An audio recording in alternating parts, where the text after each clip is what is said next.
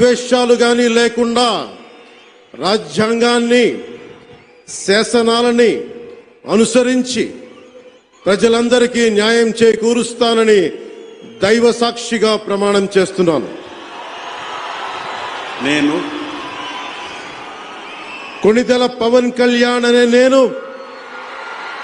ఆంధ్రప్రదేశ్ రాష్ట్ర మంత్రిగా నా పరిశీలనకు వచ్చిన లేదా నాకు తెలియవచ్చిన ఏ విషయాన్ని నా కర్తవ్యాలను సక్రమంగా నిర్వహించేందుకు అవసరమైన మేరకు తప్ప ప్రత్యక్షంగా గాని పరోక్షంగా గాని ఏ వ్యక్తికి లేదా వ్యక్తులకి తెలియపరచనని లేదా వెల్లడించనని దైవ సాక్షిగా ప్రమాణం చేస్తున్నాను.